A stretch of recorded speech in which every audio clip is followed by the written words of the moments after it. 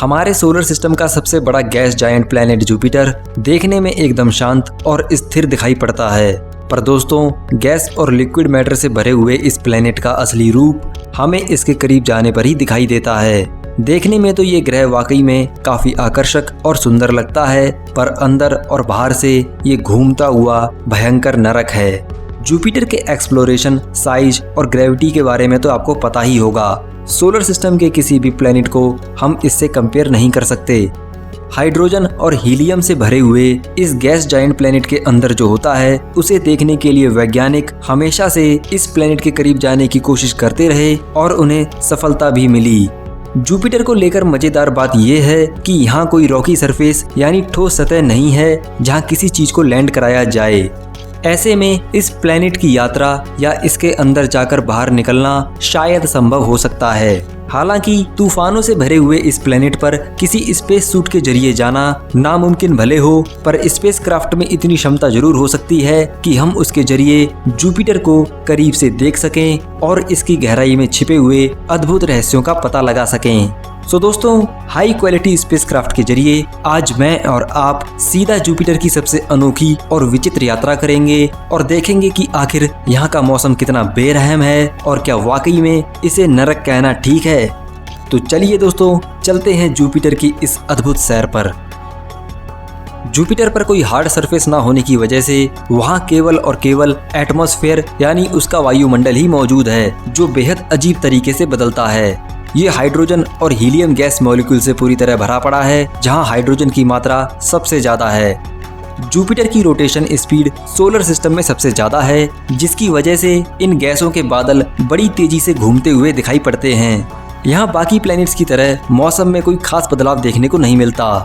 पिछले मिशंस को ध्यान में रखें तो स्पेसक्राफ्ट के जरिए इसके करीब पहुंचने में हमें लगभग 5 साल तक का समय लग सकता है।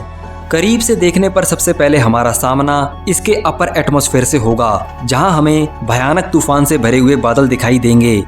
यहां हाइड्रोजन और हीलियम के साथ ही अमोनिया के क्रिस्टल्स भी मौजूद हैं।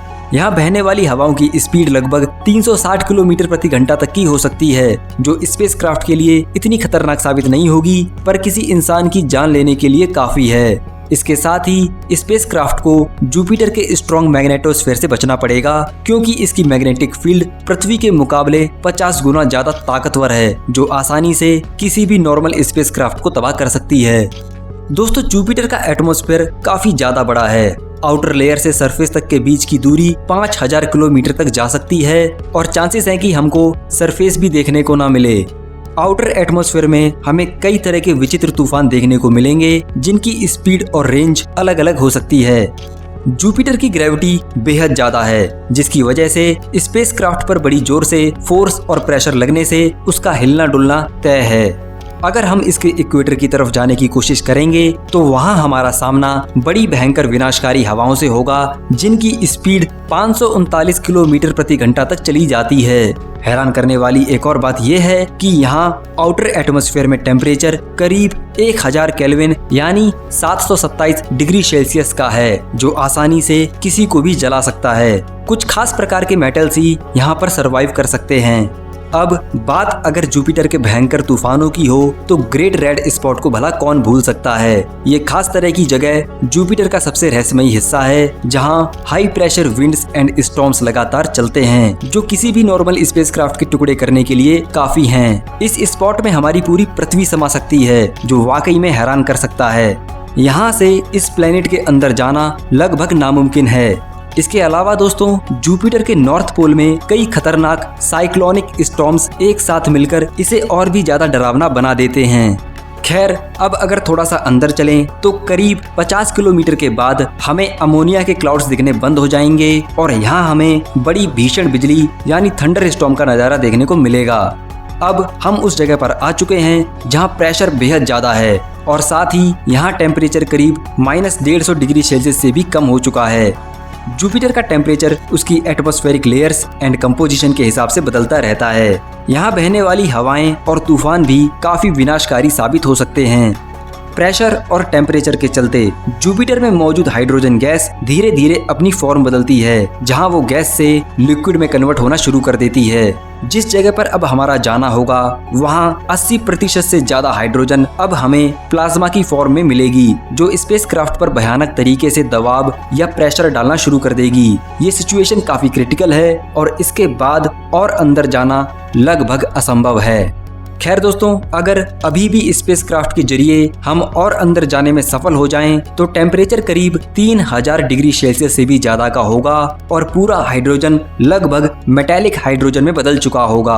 आपको जानकर हैरानी जरूर होगी कि मेटालिक हाइड्रोजन में प्रेशर इतना ज्यादा होता है कि वैज्ञानिक इतना एक्सट्रीम प्रेशर क्रिएट ही नहीं कर सकते।